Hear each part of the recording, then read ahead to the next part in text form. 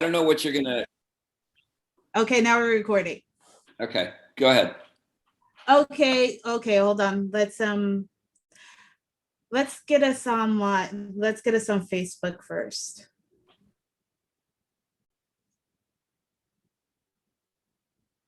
Hello, Facebook.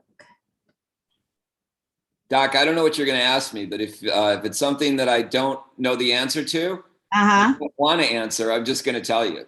You know. That's fine. That Yeah. is 100% okay. And then we Um, just move on to the next question. yeah, I don't do like gotcha questions, Yeah, and good. I don't I don't do that. We just have a nice, easy conversation. Mostly I'm gonna talk about what you talked about during lunch. Good. Good. Because that was it had a lot of information in it, and people need to be aware and learn how to, prepare for that. Yeah, I agree. And I was shocked that that's the number one job that's going. And I know a lot of truck drivers. My brother drives truck for UPS, and that's something that we need to, you know, if we have to do it, then what should we replace it with? Yeah. Yeah. And that's what I'm concerned with. Well, UPS was the first major company in the country to to get a nationwide drone license for delivery. Wow. Wow, that's crazy. Yeah. Wow. Yeah. So, wow. Oh, wow. First company. Okay. UPS was the first major company in the country to get a nationwide drone license for delivery. Oh, wow, that's crazy. Okay, here we are. Wow. Okay, everybody. So, wow. Oh, wow. What did I do? Okay. Okay. 1 second. Sure. UPS was the major company in the country to Okay, we are starting. So let's get into this. Hi, everybody. Welcome to September's 2021 Doc Bunny's Power Lunch. We changed the format during our hiatus, so this is just the Power Lunch now, with people who are giving really positive feedback in our community, stuff we can learn from, and stuff we could listen to over our lunch break.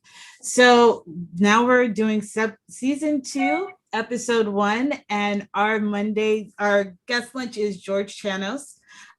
George, how we came about you and your work was last year during the pandemic. We were part of a veteran group, and we decided to go out shooting because we wanted to prove that you could social distance with shooting and all those other sports, and which you can. But that day was a really bad day. It was so windy. Kevin stepped on a rusty nail, and we almost lost the flag. Somebody had the American flag out there. It just almost flew away. It took all of us to hold it down. And Jess invited us to her home for a barbecue, and Luis was making carne asada, and Jessica pulled out this book, which is called Millennial Samurai.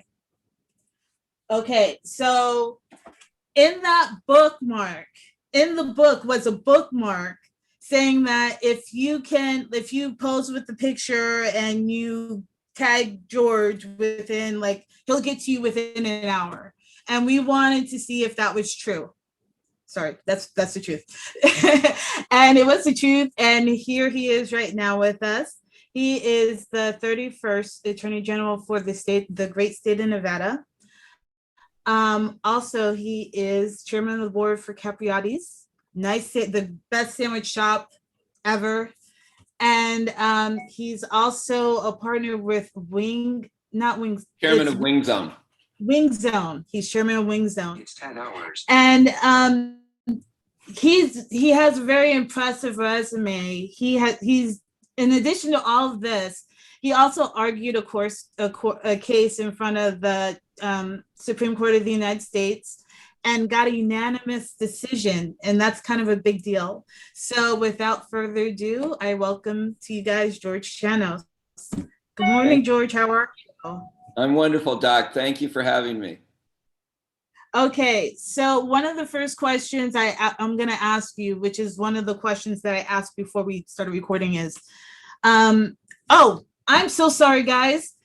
Read Millennial Samurai. We're going to be talking about Millennial Samurai during this conversation because it's really important that we start to at least figure out a game plan for the things that are coming that are coming up in our future as Americans and as, global citizens. Now, George, you said something during lunch that caused me a little bit of concern.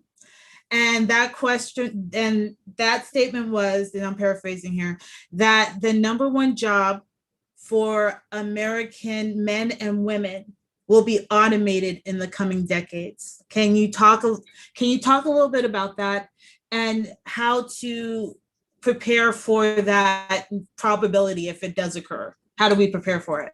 Yeah, so first of all, many jobs that we do today will be automated. McKinsey & Company is a global consulting firm. And McKinsey recently came out and said something like 47.5%, almost 50% of all jobs that currently exist in the United States are susceptible to automation based on existing technology that's here today. Okay, so this is not next decade. This is half the jobs that exist today could be automated. Okay, Wow.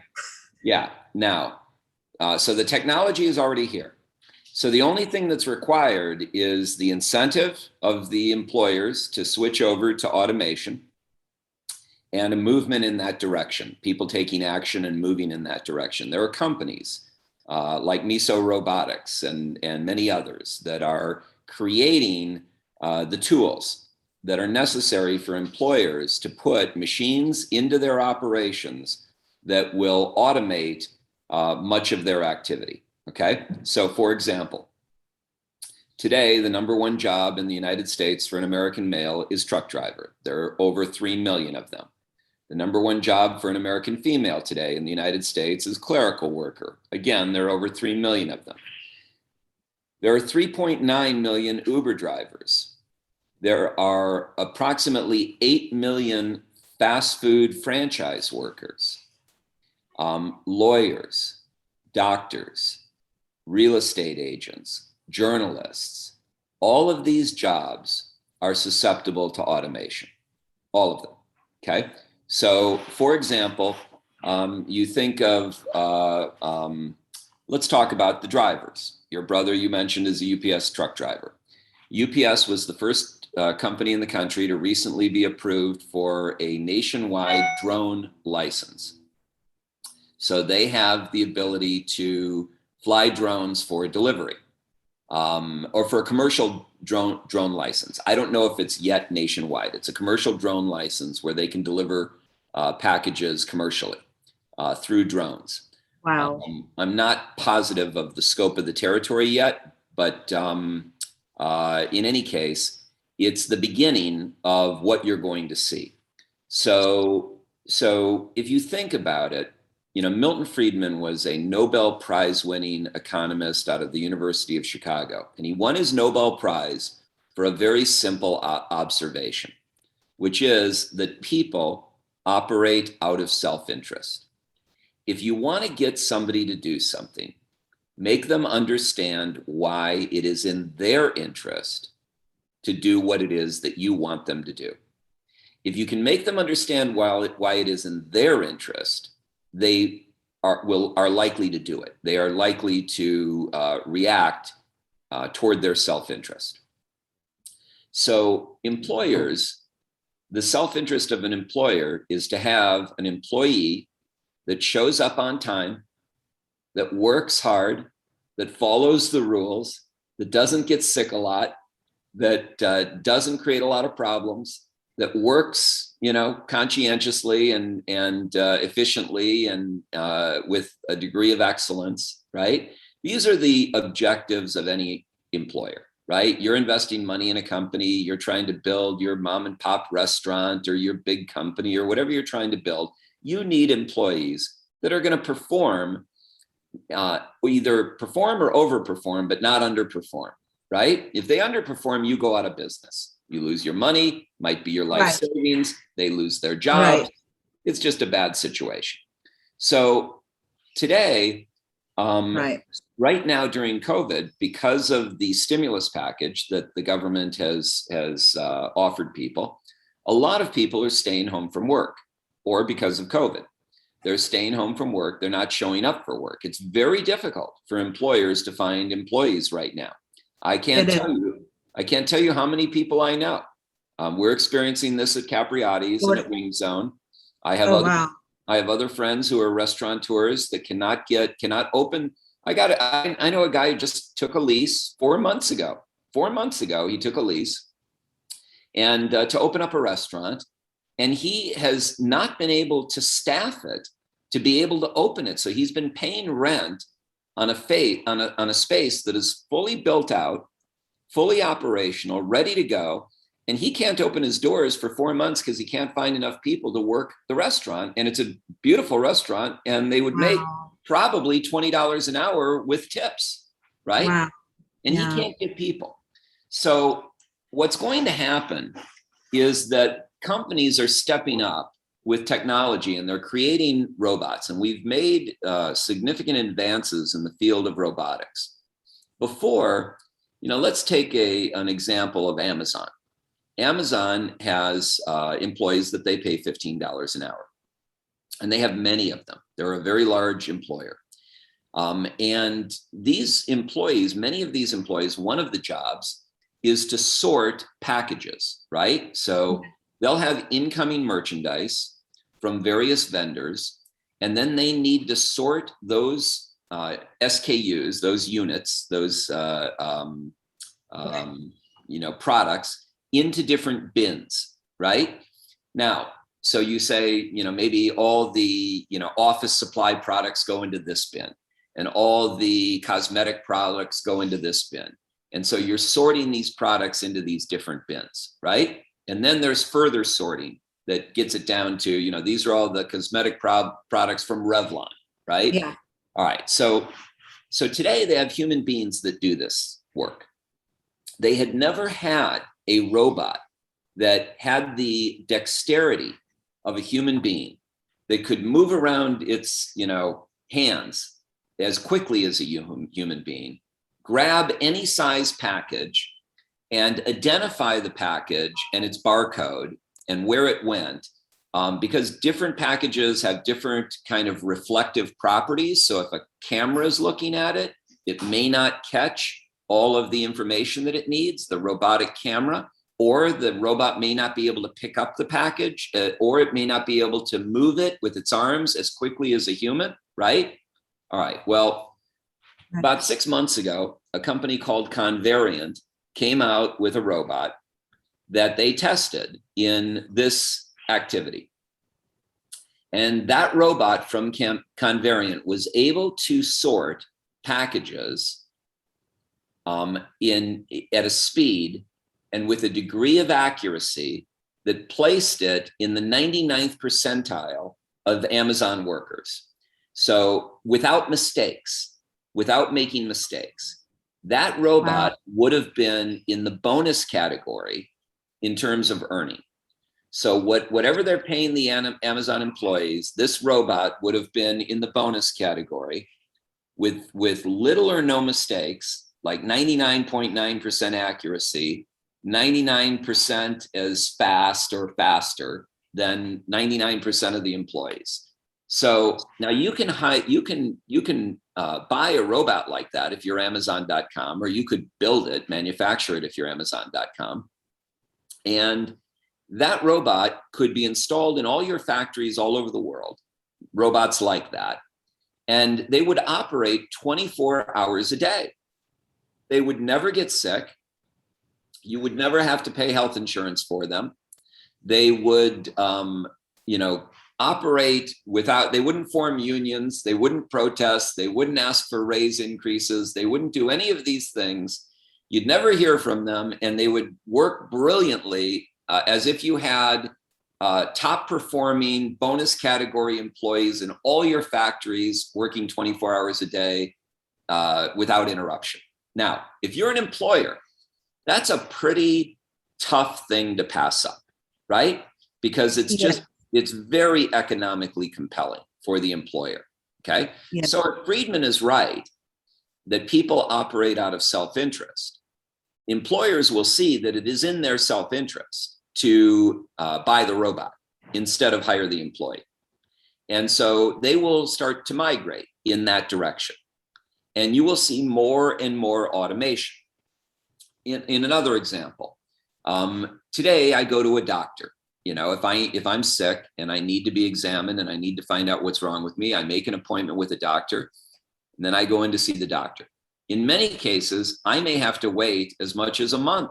Some people wait much longer to get in to see their doctor, especially any kind of a specialist, right? Even your general practitioner might have a month backlog, depending on how good they are and how busy they are, right? Right.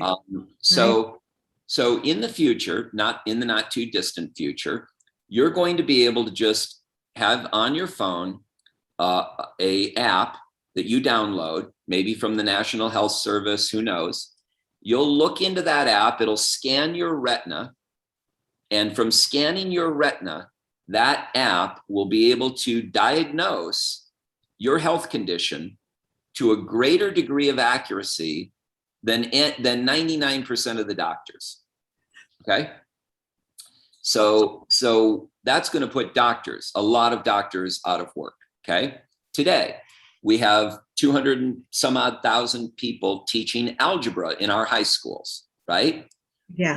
We don't need 200,000 plus teachers teaching algebra. Algebra is a very simple, straightforward subject that could be put on a video. You could hire the best teacher in the country. There is a thing called Khan Academy. Khan Academy, Bill Gates used Khan Academy to tutor his children, right? Khan Academy, you can learn anything. You can learn algebra, you can learn physics, you can learn anything. You can get a high school degree. You can take college prep courses for free. Khan Academy is completely free, and it has all of these resources, right? You get your GED, get your college prep, learn any subject you want to learn computer coding, right? So much of this is going to move to video learning, right? And visual learning, we find, there are different ways to learn. You can learn through the printed word. You can learn through hearing, audio. You can hear through video, right? You can learn through video. And one of the things they find is that the retention rate and the quality of your learning is much higher visually when it's done visually as opposed to just reading, right? So a video, right, or a live performance of a teacher, right?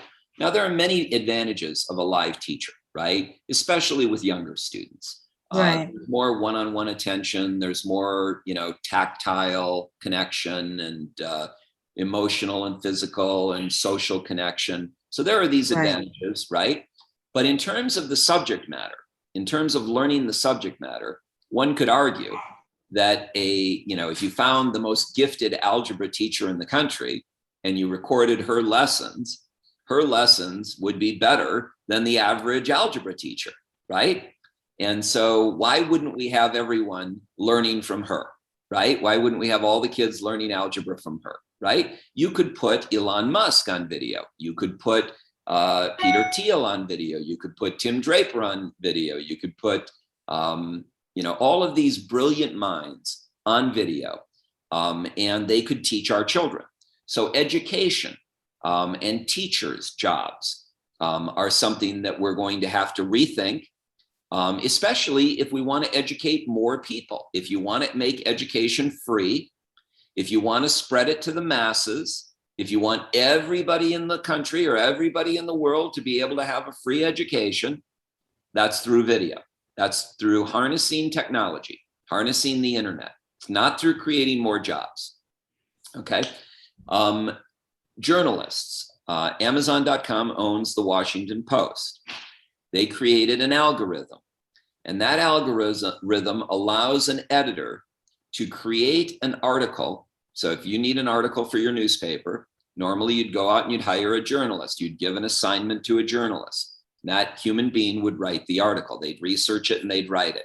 Today, an editor at the Washington Post can type in a command that says, give me a 750-word article on why XYZ is a traitor. Okay? Oh my That gosh. could be Hillary Clinton, it could be Donald Trump, it could be whoever you want. And then that computer would almost instantaneously generate a 750-word article precisely, stating forth the best case for why this person is a traitor. Now, if the editor went to a human being and asked them to write that article, the human being might say, well, they're not a traitor. I'm not going to write that article. But the computer is not going to raise any objections. The computer is just going to write the article that they're commanded to write. So Amazon is licensing that technology to newspapers all over the country. Oh my gosh. Amazon ran 500 of those articles during the 2016 election. They received 500,000 likes, and no one knew that they were written by a computer. And this was 2016. Okay. Now, Oh my God. yeah. So technology can replace journalists. It can replace lawyers. It can replace doctors. I mean, lawyers, you go to a lawyer, you want to form a corporation, you want to create a contract, you want to, all of that stuff can be automated and templated. And, you know, there is things like LegalZoom.com right now where I can download almost any document I need that I would normally go to a lawyer for, right? Well, it's just, you know, when you're asking, you go to a lawyer and you lay out a fact situation, and then the lawyer, based on his knowledge of the law, tells you where you stand based on your fact situation and his knowledge of the law. Well, you could read that same fact situation into a microphone, and a computer would have a greater knowledge of the law than any lawyer. And that computer could spit back an answer that tells you where you stand. And it would probably be more reliable information than what you get today from a lawyer, just like the medical diagnosis from your phone would probably be more reliable than the diagnosis that you get from an individual doctor. Oh my goodness. Yeah, so we are moving in this direction undeniably. Okay, I talk in my book about a technological tsunami that is on the horizon, and that what we're seeing today is the water on the floor. You know, when a tsunami is coming, the level of the water on the beach starts to rise before anybody can see the tsunami. Right? You can't see it over the horizon, and so you don't know what's going on except the water level on the beach is rising. And why is it rising? It's rising because a tsunami is on the horizon. Well, the disruption that we are seeing today, the conflict, the division, the political dysfunction, all of that is the water on the floor. A lot of that is being caused by technology. Technology as seemingly innocent as your cell phone, okay? Your cell phone and social media, right? This little device has 100,000 times the computing power that NASA had in 1969 when they put men on the moon. Wow. So you are holding an immense amount of power.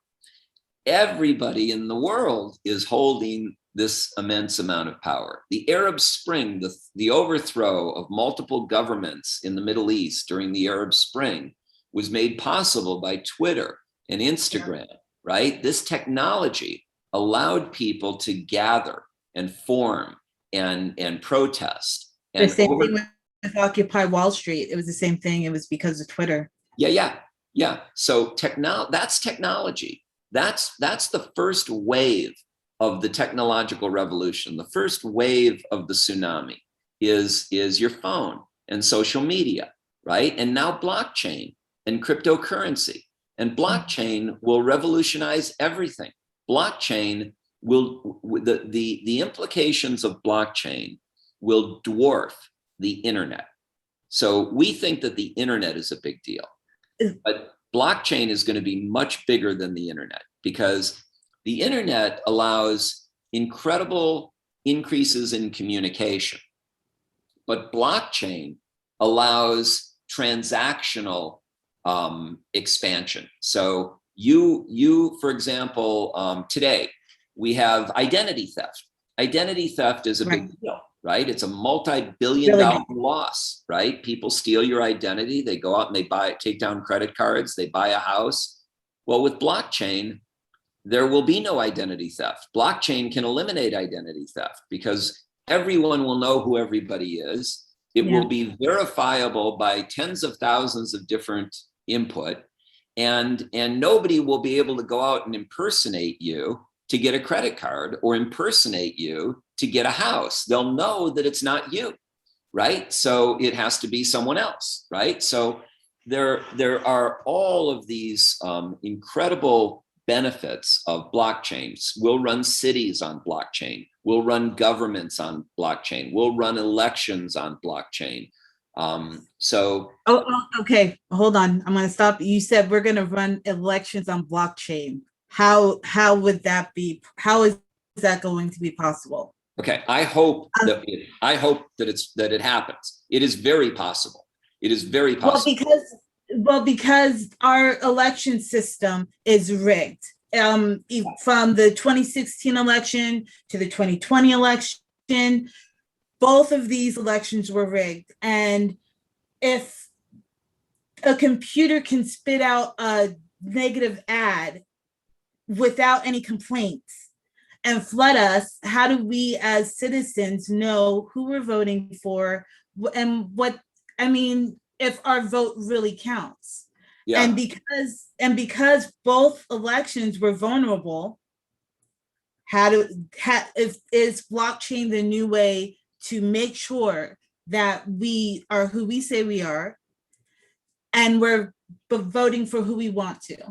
Yeah, there is a great article out today on Twitter by Jonathan Turley, who is a wonderful constitutional scholar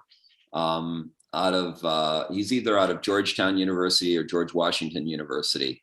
I think it's George Washington. I think it is too. And so Turley is brilliant. And he was just commenting on a case where a judge, you started off by saying our election was rigged. There was a judge who just had one of the January 6th defendants that he would not release from jail unless the guy denounced Donald Trump and the pillow guy Lindell. So is this the Q shaman? That guy? Well, it's the judge. I'm not sure of the name of the judge, but the and who and the defendant. I just read the article, and Turley was basically decrying the idea that a judge is going to require you to denounce your beliefs, right? It's almost like the Inquisition, right? They were comparing it to McCarthyism in the 1950s, where you had to say, I'm not a communist in order to work in Hollywood, right? If you didn't say, I'm not a communist and I hate the communists, you can't work in Hollywood. Well, today they're saying, unless you say, I denounce QAnon, I denounce Donald Trump, I denounce Lindell, I denounce these people, then the judge is not granting you bail or allowing you out of jail. So it is conditioned on your thoughts and your speech, which are supposed to be free. Okay. So today you are able to say what you said about the election being rigged. But tomorrow the question is, where is our freedom going on these issues? Where is free speech going on these issues? And it's a very, very tricky issue, because I remember in the 1960s, when I was growing up, in the 1960s, the Democratic Party and the liberals, the left, were the biggest champions of free speech, right? They were speaking out against the Vietnam War, and they were the biggest proponents of free speech, the biggest guardians of free speech. And it was the right who was telling them, not to say bad things against the government and that type of thing.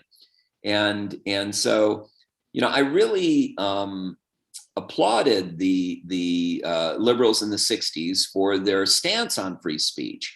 But today it's the polar opposite. Today, the left doesn't believe in free speech. They don't believe what scholars have believed for decades, and if not centuries, that the answer to bad speech or false speech or hate speech is not less speech, it's more speech, so that you can identify false speech, and you can defeat it, and you can speak against it, right?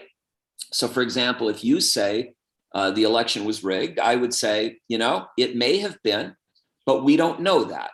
We know there was fraud.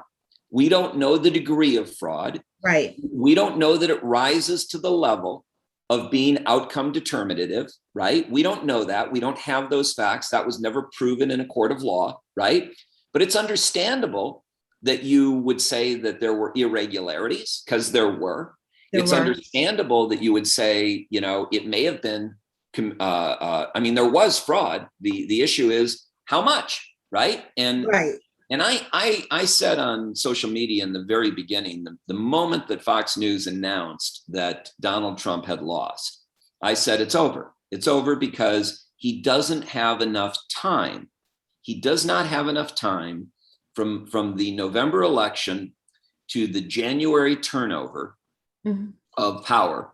He does not have enough time to prove fraud on a national level at a scale that would be sufficient to overturn the election.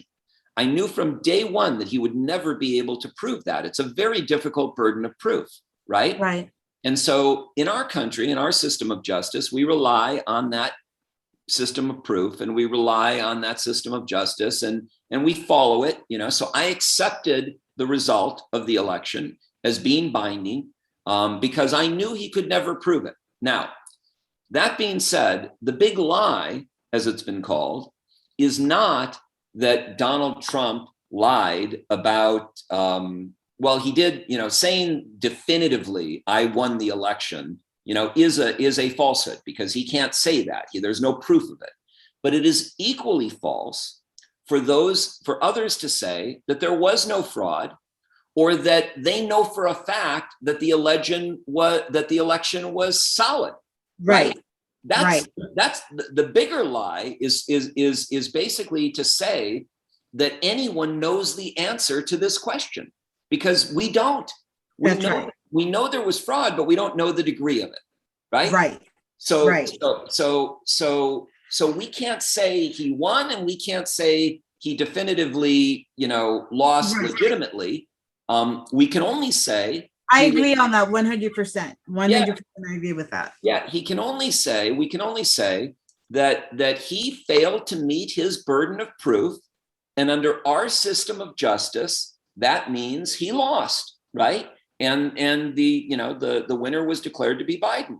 So we follow that rule, but to try to argue that there's nothing there in what these people are saying who are challenging the election is ridiculous. It's ridiculous, because there were thousands of instances of minor fraud, right? We just don't know how big and how cumulative it was.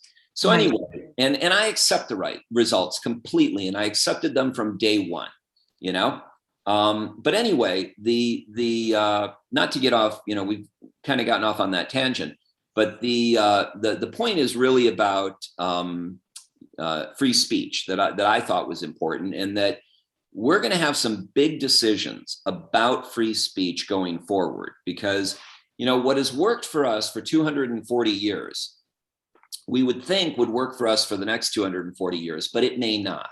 And the reason it may not, and the reason there may need to be adjustments is on the left, they want to make adjustments because they think that January 6th was an insurrection, and they think that, this is very dangerous and that we need to stop this. Well, on the right, people might want to make adjustments because, people are advocating Sharia law, and trying to introduce Sharia law into the United States in place of the Constitution, right? And so they may want to limit that speech, right? So depending upon where this goes, we're going to have a battle over free speech. And then the media.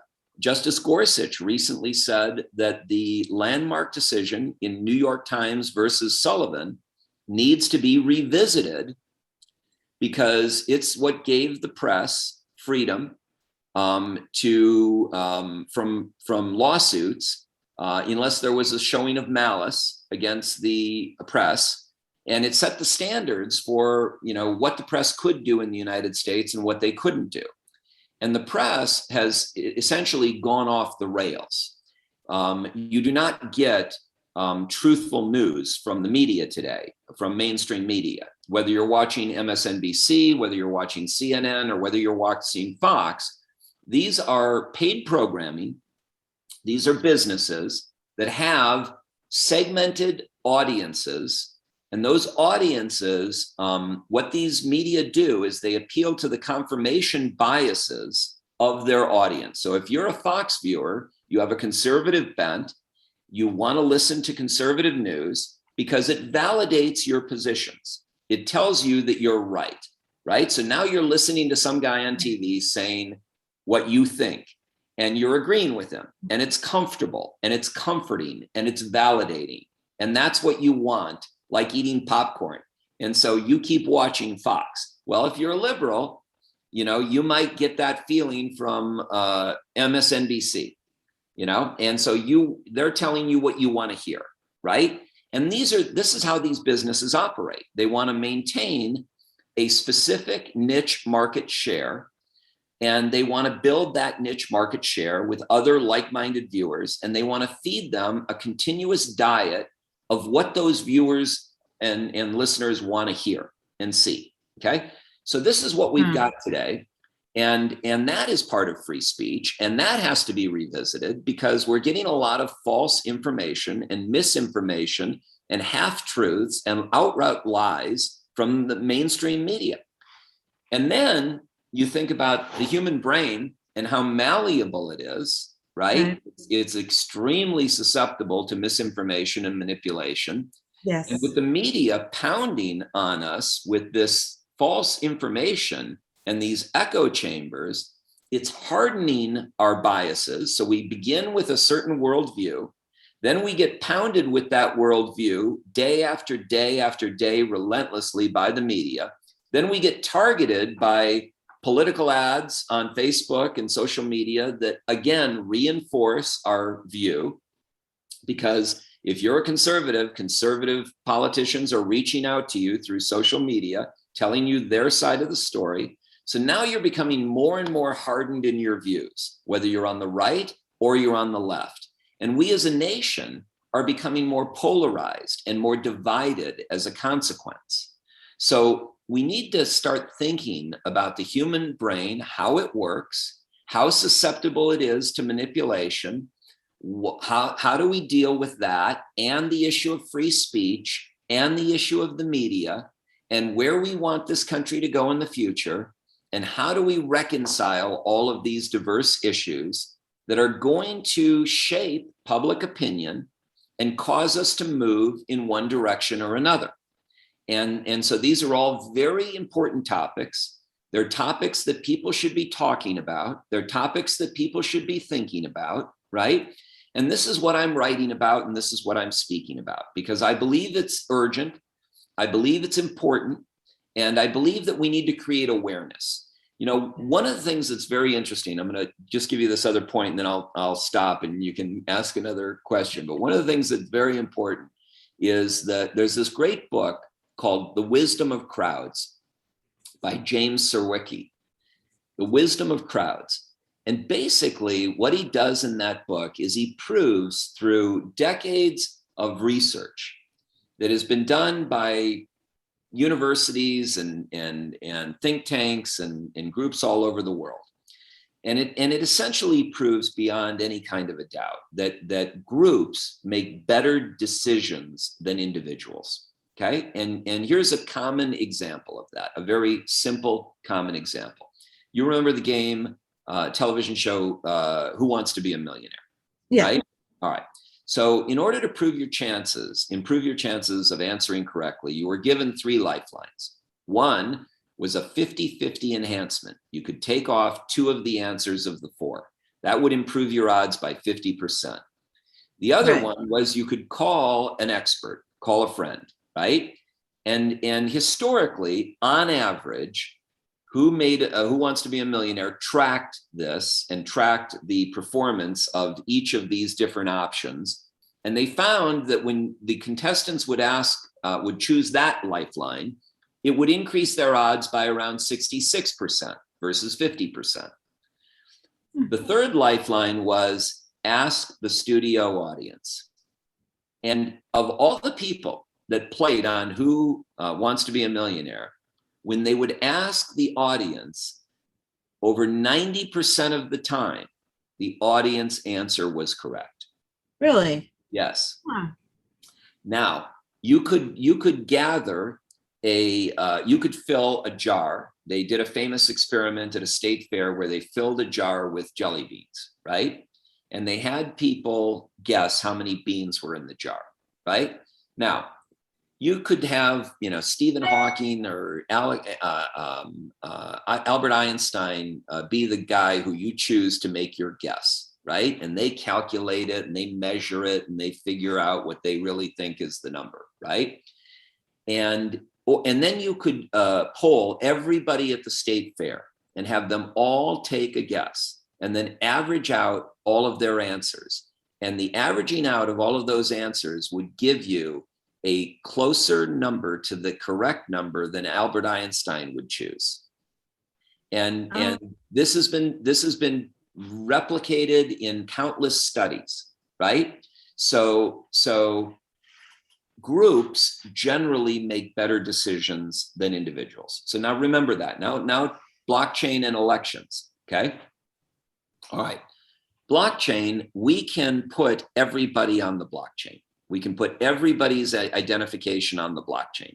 The idea that you're going to leave some of the poor and the disenfranchised out of the equation is bullshit. Because in India, they do this. They require voter ID in India. And they chase down people where there's only one man living in the village, out in the middle of the jungle, right? Now, if they can find one guy living in a village in the middle of the jungle, then we can find everybody that's in the United States, right? Yeah. And we could do voter ID. Mexico requires it. India requires it. Why does the United States not require it? The arguments are complete horseshit, okay? But if we put everybody on the blockchain and everybody was identified and we knew that you were an American citizen, you were legally allowed to vote, and your identity was secure, it was encrypted, nobody could mess with your vote, and you could vote not only on, we could keep a representative form of government where we send these politicians off to Washington, and you could vote about that on the blockchain, or we could go to a direct democracy where we eliminate representative government and we vote as a crowd, right? And as a group, right? And as a group, we would statistically make much better decisions than a single politician that is sent out to make the decision, who may be compromised by special interests and money, right? Yes. So you could eliminate all of that, and you could have categories of voting. We might vote on important issues like, should the US go to war, right? Let the whole country decide that. We're all affected by it, right? Yes. Should we have free education, right? Should it be online or should it be in the classroom, right? These types of things could be voted on by everyone, right? So I believe that, I said this, I wrote an article to the New York Times in 2016 when they presented Hillary Clinton and Donald Trump as the two candidates for the office of president. And I basically said, this is the canary in the coal mine. This is the warning sign. This is the alarm bell that if the two great parties in America, the two great political parties, if the best that they can offer us is Hillary Clinton and Donald Trump, we have a problem. Houston, we have a problem, because these people lack the moral authority to serve as president of the United States. In a country of 335 million people, we can do better. We deserve better. I demand better. Okay. So, it's just, to me, it's like a waiter coming up to you in a restaurant with two plates. He's got a red plate and he's got a blue plate. And on each plate is shit. Okay. And one of it is dog shit and the other one is elephant shit, right? And he's coming up to you in the restaurant with these two plates, the red plate and the blue plate. And he says, what would you like? Now, if he did this to you, you would kick the plates, you would throw the plates up, you would say, get the hell out of here. What are you doing coming to my table with this crap, right? But instead, in the 2016 election, this is what we are offered, right? And so, and then we argue about it with one another and we say, my shit is better than your shit. I mean, come on, you're going to try to talk me into eating the dog shit because you think it's better than the elephant shit. I mean, this is essentially, Doc, where we are. This is where we are in the country. And it's really, it's horrible. It's horrible. Yeah. I don't want to make light of it. No, as I'm a veteran, I'm a soldier, and the worse things get, the funnier you have to have a sense of humor about these things. Yeah. So I mean, my position on politics, people who try to talk to me and say, oh, you got to vote for Donald Trump, or, oh, you got to, I mean, I've met Joe Biden. I know Joe Biden. I've had lunch with him. I've met him like 3 times. I've got pictures with him. He's not doing what he needs to do. I mean, I think he did a terrible job in Afghanistan. I believe that our whole policy has been messed up in Afghanistan for 20 years. I believe it has.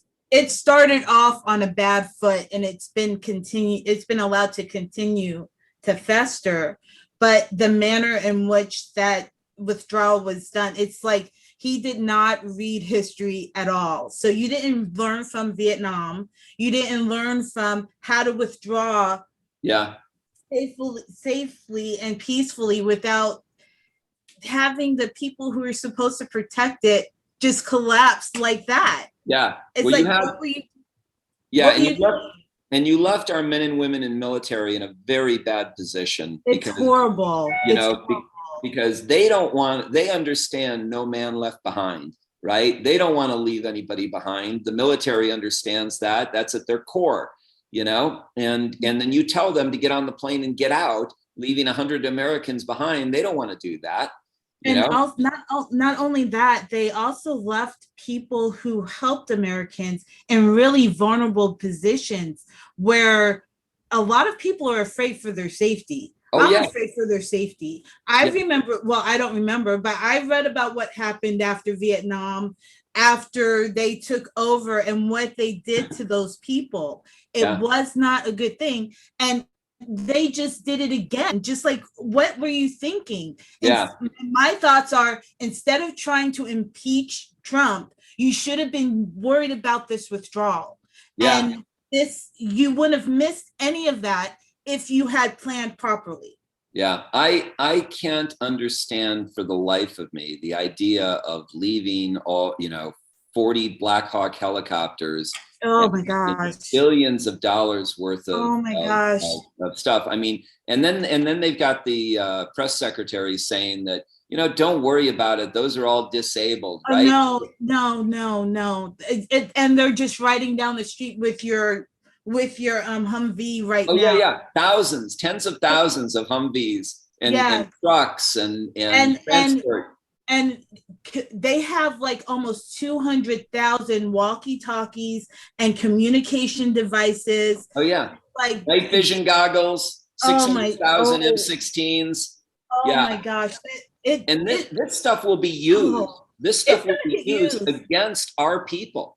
It is. Our own weapons, our people are going to be used against us. Our people will be being killed in the future with American-made weapons that we left in Afghanistan. And not only that, the Taliban is donning our uniforms. So now you get the image of an American coming to kill you when it's actually your own people. Yeah.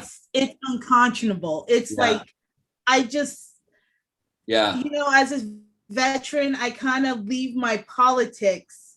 I don't really believe in politics. You're serving under the commander-in-chief.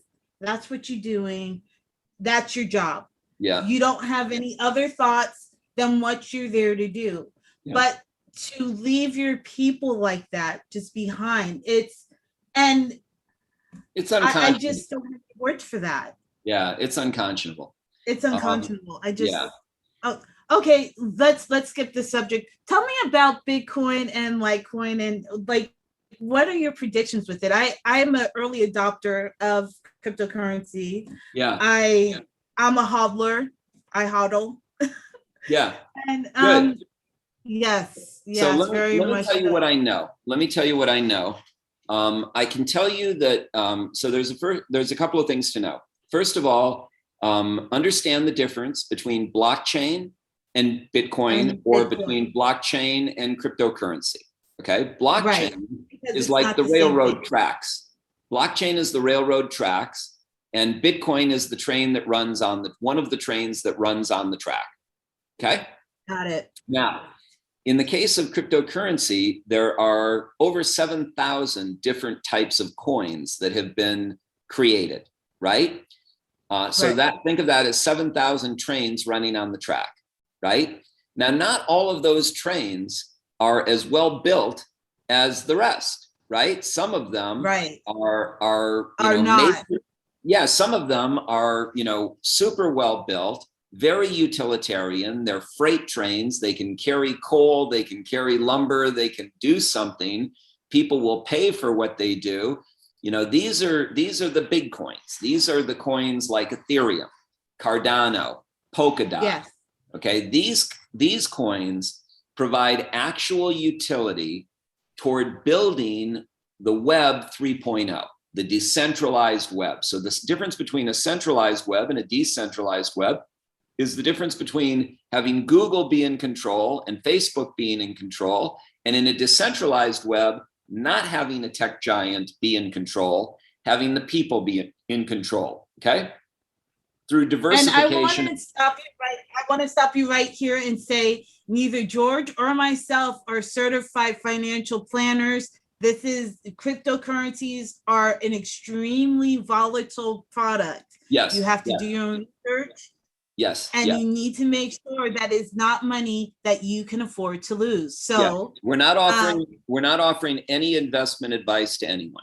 Okay. We're just telling you what we know about the industry. Okay. We're not suggesting that you buy anything. Okay. All right. Right. Or sell anything. Right. Right. So you've got the blockchain, then you've got these coins that try to sit upon the blockchain and provide utility. Some of them provide utility. Some of them are just jokes, like Dogecoin is a fad. It's a joke. It has no utility. Now people buy it and sell it like they would buy or sell a Mad magazine, right? It's a joke, right? So it's not something I would ever buy. Right. But, I have some, I did purchase some, but it's not a lot. And I bought it at like maybe 1 cent. Yeah. Wow. So I bought it back in the day. Okay. So eventually these things are super speculative, super risky. And I would bet my money that at the end of the day, Dogecoin goes to zero. Okay.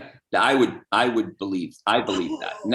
Now it's not a hold. Okay. To me, that would be a buy and sell play, right? So I would, so my wife and I do a little bit of buying and selling of crypto, not a lot, not a significant amount, but a little bit, and I look for the stable coins. I look for the Ethereum. I buy Ethereum. I buy Cardano. I buy Polkadot.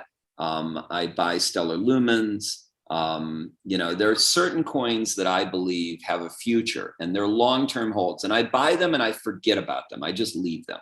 So you're a hodler too? Well, what's a hodler? A hodler is hold on for dear life. Hodler. Yeah. So yeah, I'm a hodler with regard to the truly intrinsically valuable coins, right? The ones that I think are truly utilitarian, that are going to be a necessary component to the Web 3.0. That's why I buy those. So for example, you look at Cardano. So Cardano, the guy who created Cardano was the CEO of Ethereum. Okay, so there were an original 8 people that helped build Ethereum. There was Vitalik Buterin, and then there were 7 other people that he recruited. Now, he recruited some of the best minds in the country or the world to come and help him. And the guy that he put as CEO of the company, that guy later spun off and created Cardano, right? So I trust in the genius of that individual, right? That if he was the CEO of Ethereum, that he knows what he's doing. He knows where there's an opportunity. He knows what Ethereum is missing. And he's going to go and try to create something that fills that gap, right? Or he knows what the Internet 3.0 is going to need, and he's creating something to fill that need, right? So I believe in that. So I bought that, and it's gone, substantially up from where I bought it. And I'm just going to hold it, right? And hold it long term. Now, my wife plays with some of these little coins, right? These little, emerging game tokens and things. But she, she puts a couple $100 in here, a couple $100 in there, nothing big. But she's having fun with it. And what she does is she'll buy it at, pennies or less. And when it goes up to 10 cents or 20 cents, she'll sell it. And so if she makes, 10 times her money, she'll get out, because that's what we've agreed on as a strategy for the family. That this is how we should handle those little, what I call shit coins, right? So not all of them. Yeah, I know. Some of them are. Some of them are. So that's the way you need to think about this. Not all coins are good purchases. Out of 7,000 of them, the vast majority of them might appreciate, but they'll likely be pump and dumps, where somebody will promote them, drive up the price, and then the guys who created it will all sell very quickly and leave everyone else holding the bag, right? Everyone else will lose their money. And these few guys that created the coin, who, they take it from 1 cent to 10 cents, and then they all sell at 10 cents. And the guy who bought in at 1 cent wrote it up to 10 cents. Before he realizes what happens, he's down to 1 cent again, right? Or he's below 1 cent, he's down to 0. So all these 1 cent players lose their money to enrich all the guys who sold at 10 cents, right? So you don't want to be one of those people. You want to be the guy who sells at 10 cents, right? So there's a saying in the stock market, bulls make money and bears make money, but pigs get slaughtered. And so don't be greedy. If you're playing with these coins, don't be greedy. Watch them, get in and get out. There's also tax implications, that we haven't talked about. And those are not even clear. They're not even clear. We don't know what the taxing rules are going to be. So there's all sorts of issues. And then there's government regulation of these currencies. We don't know what those new rules are going to be. So on the one hand, it's a very speculative area. On the other hand, I can tell you this. In 1998, there was a guy named John Postal who created ICANN. the Internet Corporation for Assigned Names and Numbers. Oh, yeah, the register. This is domain names. Yeah, domain name register, yeah. Yeah. Now in 1998, you could have registered, you could have bought for $10 or $8, you could have bought names like lawyers.com or loans.com or homes.com or pets.com. Those names later went on and sold for, in some cases, millions of dollars. Okay. So you could have made a fortune if you were in the information flow, if you knew what was happening with these names, if you knew what the future was going to be like. You would have bought up a bunch of the great names and you would have sold them a year or two later and you would have made a lot of money. Okay. Now, flash forward to 2010. 2010, Bitcoin is released. It's available at 8 cents. You could have bought Bitcoin at 8 cents, but nobody knew what it was. Nobody cared. Nobody took action. Very, very few people were in the information flow and understood the significance of what was happening with Bitcoin. Today, it's what, $50,000, $50,000. It's gone up to, it's went as high as 60. Yeah. So Bitcoin, you could have, if you knew in 2010 what was happening and you were an early adopter, an early, explorer, and you bought a little bit of it, it would have been a great thing for you. In 2015, the same opportunity came up with Ethereum. You could have bought Ethereum for 10 cents, right? Yeah. And you would have made a fortune. So today, there are new opportunities that are just like that, but you have to figure out what they are, right? It could be Polkadot, right? It could be Cardano. It could be Stellar Lumens. It could be some of these other names that you have to really look into. You have to do your research. You have to understand it. And the more you understand it, the better chance you are of having success with it. But there's no question. There's no question that, we've also seen huge volatility in these markets, right? So it goes way up and then it drops way down. It's like a roller coaster, right? So it's enough to make one sick. Oh yeah. There are hedge fund traders. Where the value of their hedge fund goes up and down over $1 billion every day, up and down. Wow. Now imagine you're managing that hedge fund and your collective holdings of all your investors increase in value by $1 billion between Monday and Tuesday, and between Tuesday and Wednesday, they drop $1 billion. And this keeps going on, right? Imagine the kind of roller coaster ride that would be, right? Well, the same thing, it's like that for individuals who are involved in the crypto game, because there is this huge volatility. There are market movers, there's market manipulation, there are pump and dump schemes, there are thousands of coins that are fraudulent and crappy, and you don't want to touch them. And then there are a few that are like the future Ethereum or the future Bitcoin or the future Cardano, right? And so you have to figure out which those are. And you can do that. You can do that by, there are a lot of ways to educate yourself. People think of TikTok as a joke, right? And in many cases it is. It's girls tweaking. It's crazy people doing crazy things like Jake Paul. But it also has guys that are trying to make a name for themselves, that are trying to build a following in the crypto space.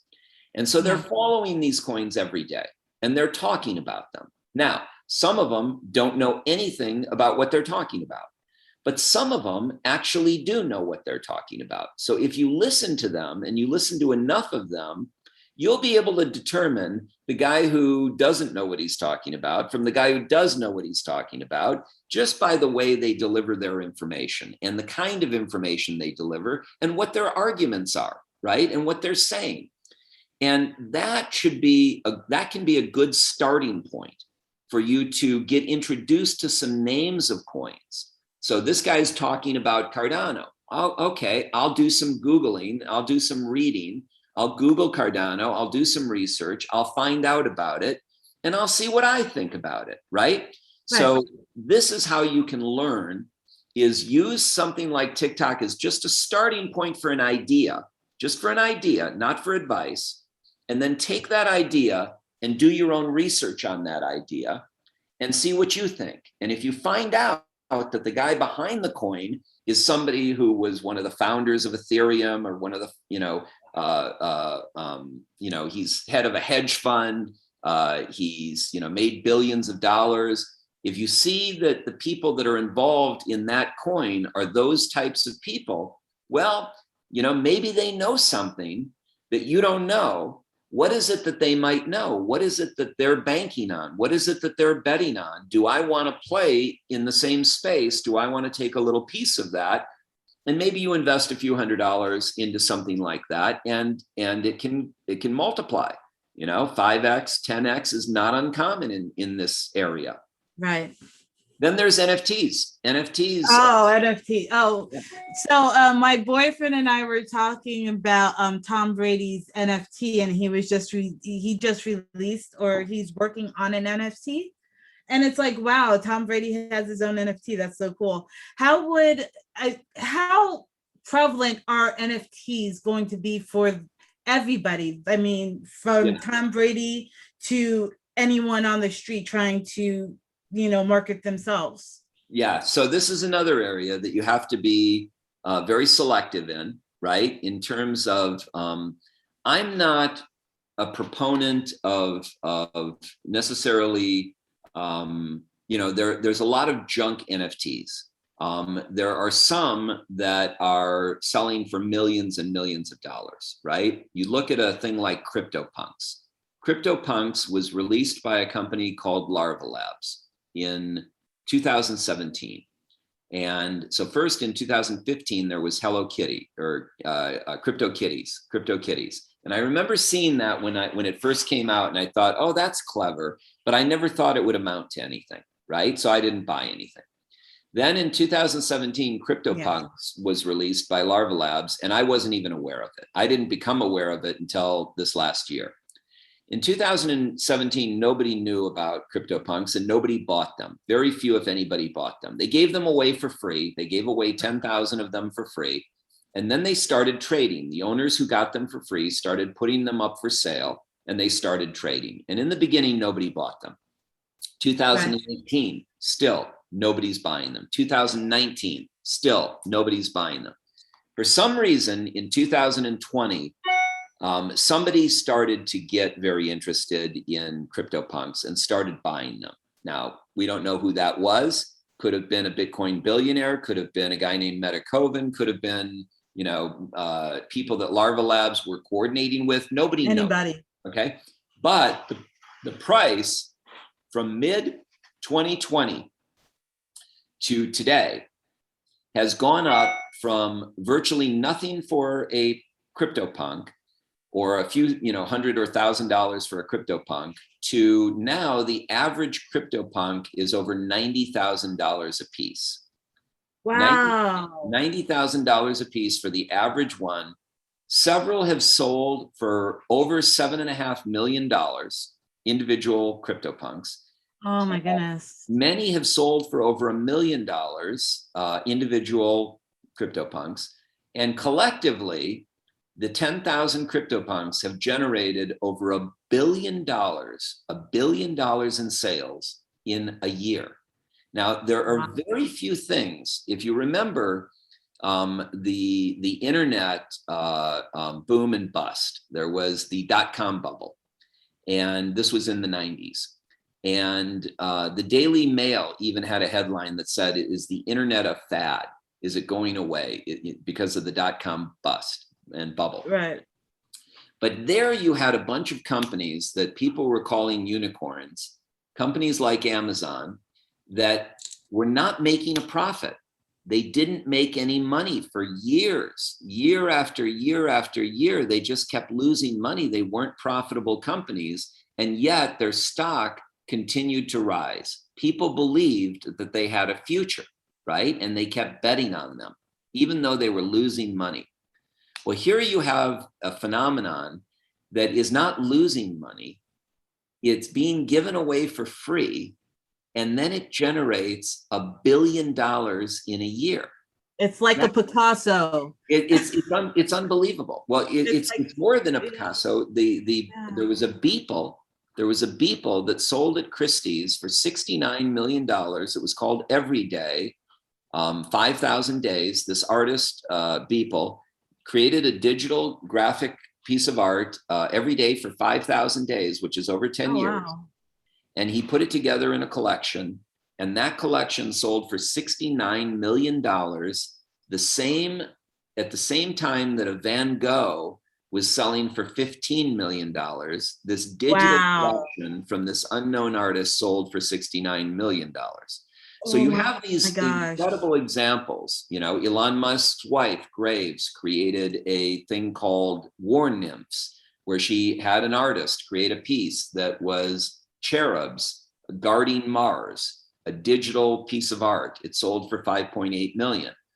Beeple created a single piece of digital art with Donald Trump laying face down in a park and tattoos on his body, and it sold for over $6 million for one digital piece, right? Wow. So there's people that are making a fortune off of NFTs. And NFTs, the interesting thing about NFTs is that they're not limited to art, right? So an NFT is a non-fungible token, right? So Bitcoin is a fungible token, meaning one Bitcoin is the same as any other Bitcoin.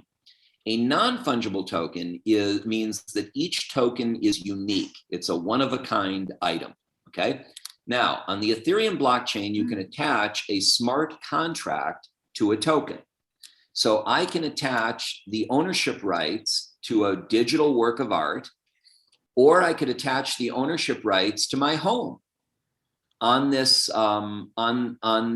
smart contract that I mint on the blockchain as a token that has a smart contract attached to it. And that smart contract says the owner of this token gets my home, or they get my car, or they get an invitation to an Oakland Raiders football game, right? Or Las Vegas Raiders football game. You know, so you can put anything on that smart contract, right? So non-fungible tokens, NFTs, are going to be huge, and they're going to be with us forever because they're going to be an instrumental part of the blockchain, right? Now, art is just the first form that they are taking, right? It's the first way to get people interested in them and to be able to understand what they do and understand how they function.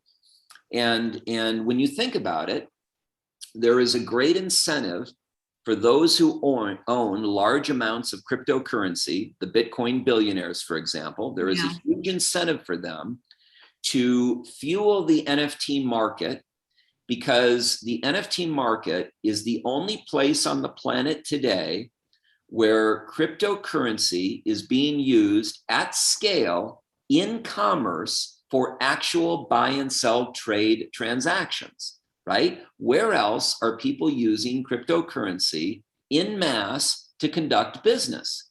Nowhere. But they're doing it in the NFT space. So the NFT space has become the ground zero for crypto and for its use and exchange and its building of communities and its building of usage and adoption. So the Bitcoin community, the crypto community, has an economic interest in facilitating that. So because they want increased use and adoption of cryptocurrency. So they're going to be out there buying and trading and selling these crypto assets. And remember, many of these people who were early adopters have a very low basis in their cryptocurrency. They may have bought Bitcoin at 8 cents a piece or at $1 a piece. I bought Ethereum at $9. $9. Oh my God. Oh my God. $9. Oh yes, my I God. did. I did. And what I did was I built my portfolio around buying, like, one Ethereum, 2 Ethereum, nothing crazy, but I built my entire portfolio just by Ethereum. And I got in on some really good ICOs, that's initial coin offerings. Yes. And then I bought Litecoin at $29 when it came out. So I'm cost averaged about $50 that Litecoin. At a certain point, I stopped buying it because it was going up. That's incredible. That's incredible. So that shows the power. So if you bought it at $9, then basically you were in the information flow very early. And because someone made you aware, or you made yourself aware somehow. Somebody made me aware. Okay. Somebody made me aware, and I'll because I like Cliff High, and he does predictive linguistics. So they have this whole group that does like Bitcoin and how to buy Ethereum and how to understand your smart contracts. And I got to like really learn a lot about that in 2017 and 2018.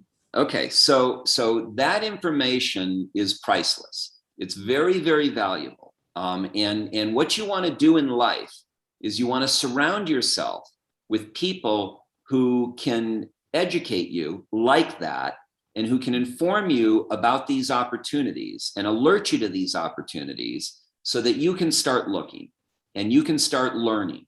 And Right.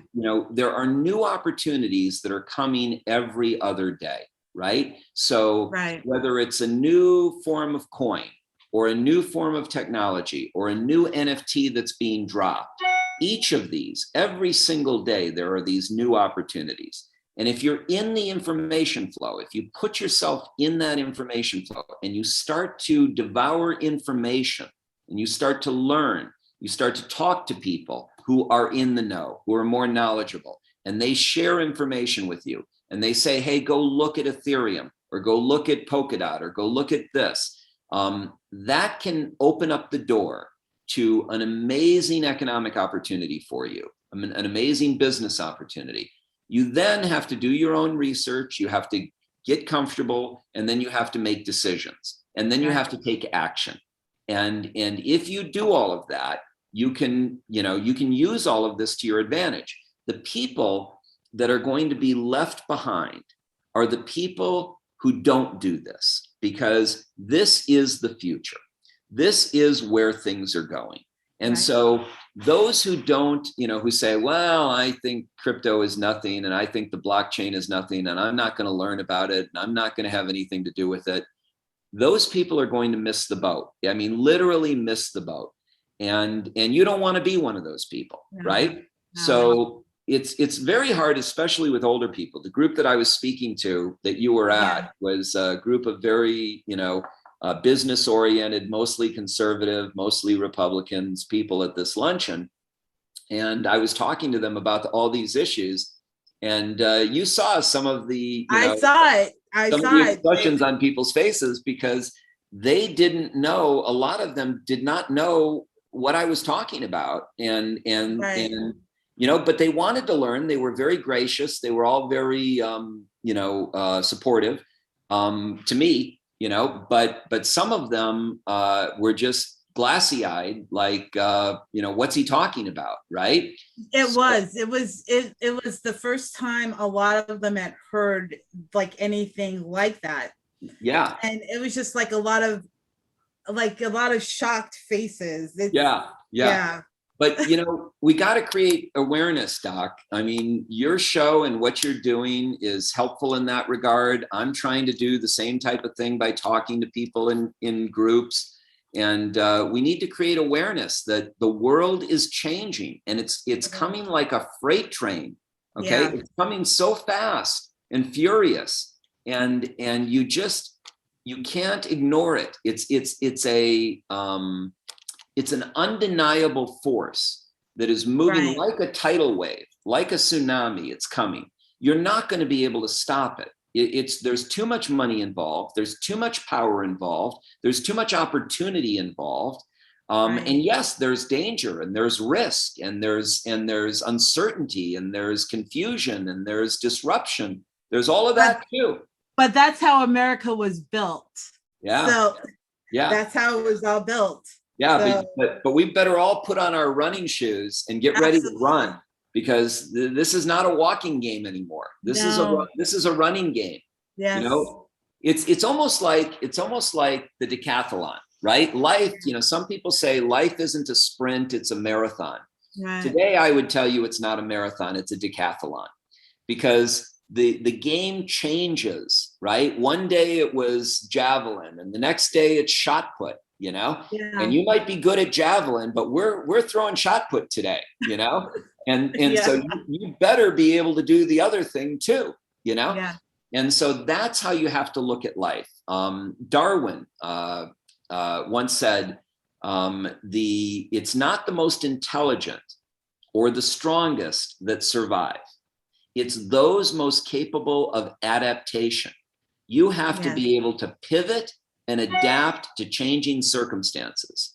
And okay, so now that you said that, adapted to changing circumstances, Millennial Samurai is all about learning to adapt to, changing circumstances. Can you talk? I don't want to keep you all day. Yeah. Talk to us about Millennial Samurai, because I've actually learned how to play an instrument. Oh, that's so cool. Yeah. That is so cool. Yeah. I'm learning guitar. It's really let me tell you something. It's going to do so much more than help you play the instrument when you learn, because it's actually going to literally improve your brain, create a potential for an increase in your IQ, because you're using all parts of your brain that you haven't used before when you learn to play an instrument or you learn a foreign language. Right. So these things expand your brain. But I do have a lunch that I got to go to. But so let me tell you a little bit about Millennial Samurai.